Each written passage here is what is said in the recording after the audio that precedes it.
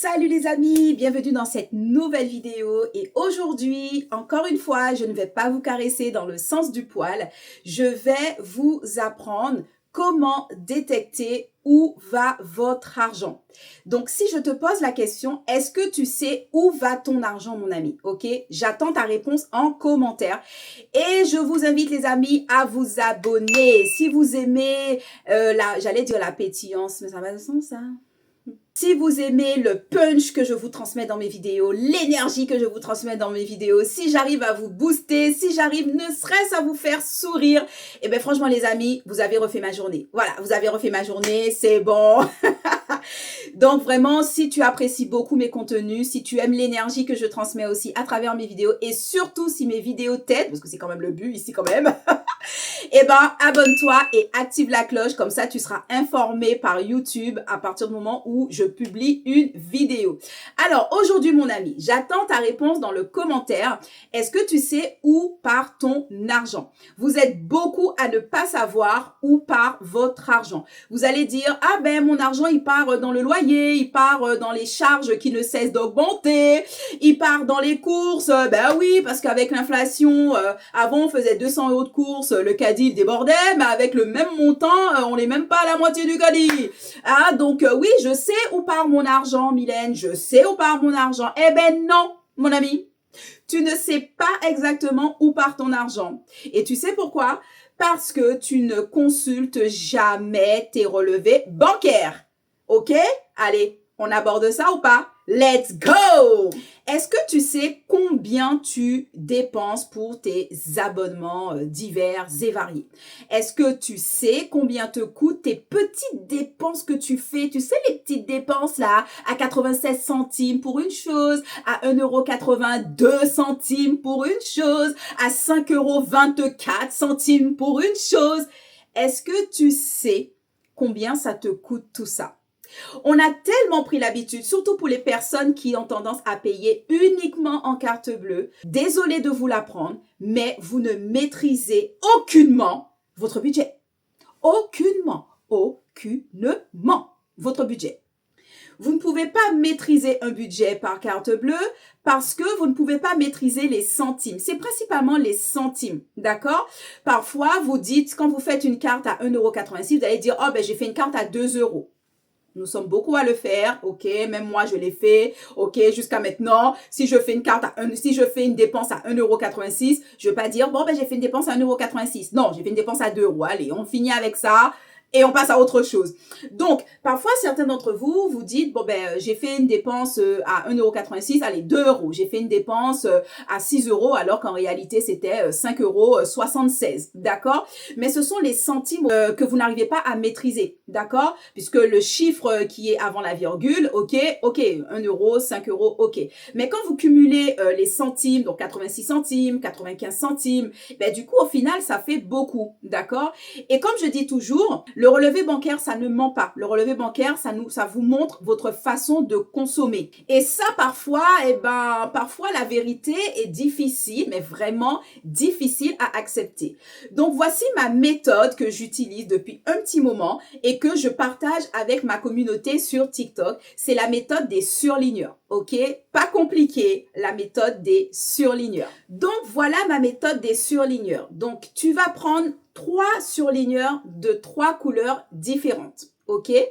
Donc, ce que tu vas faire, c'est que chaque couleur aura une catégorie.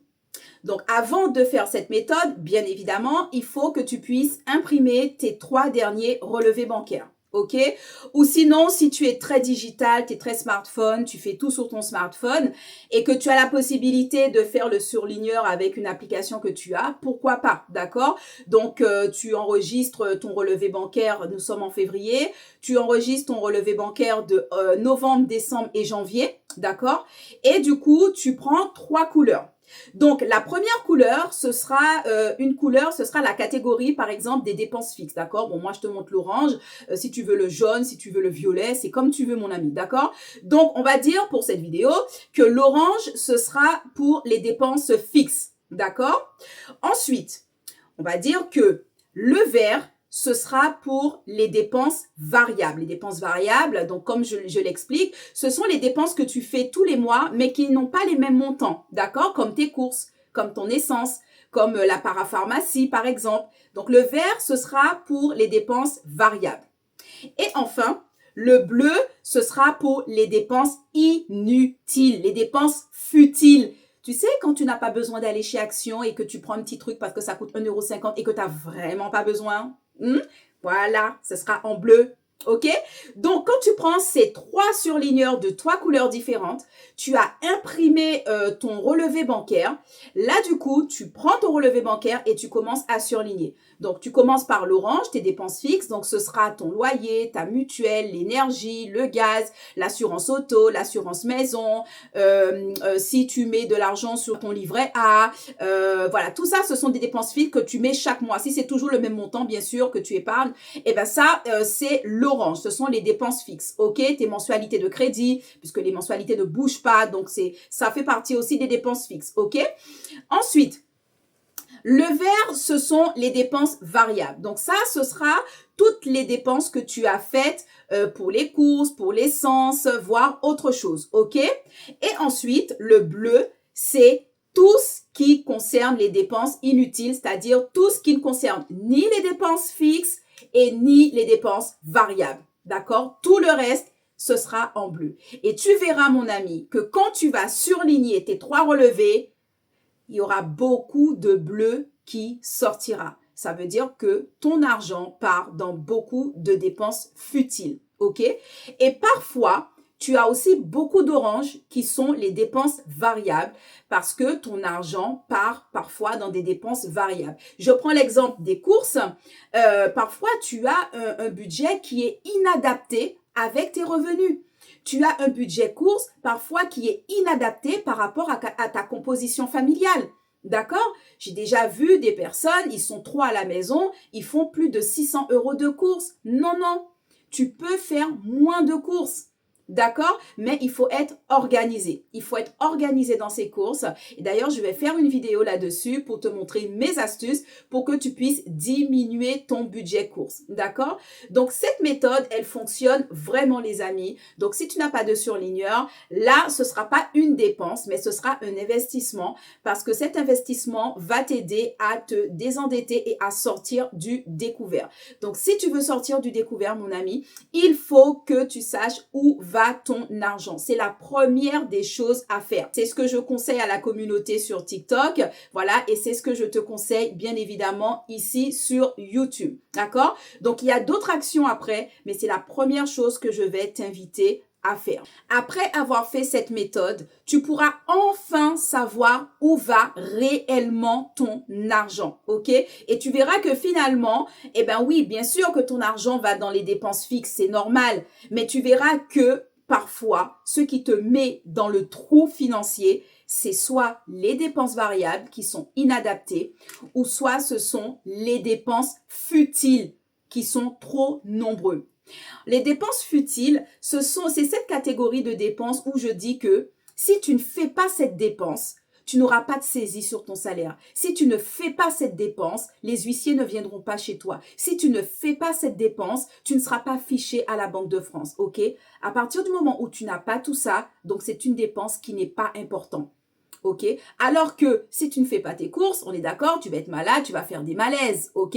Si tu ne payes pas ton loyer, ok, on est d'accord, tu auras une procédure d'expulsion sur le dos, ok? Si tu ne payes pas ta mutuelle va commencer à te dire, il faut que tu payes toute l'année et ils vont te jeter dehors. Et il va falloir que tu trouves encore une autre mutuelle, d'accord? Ça, ce sont des dépenses qui sont utiles, ok? Et j'ai envie de te dire que même dans les courses, c'est utile, mais tu peux aussi baisser certains postes dans tes dépenses utiles. Mais en revanche, ça là, les dépenses futiles, inutiles comme je les appelle, ne sont pas importants. Et c'est ça qui vous met dans le trou. Parfois, vous ne comprenez pas, mais pourquoi je suis à découvert, je fais des efforts. Et en plus, ce que j'entends souvent, c'est « et pourtant, je fais pas les magasins, surtout les femmes. Pourtant, je fais pas de shopping, pourtant, je vais pas au restaurant. » Comme si être dans le trou, c'est uniquement pour les gens qui sont tout le temps au restaurant, les gens qui sont tout le temps dans les magasins. Non, pas du tout.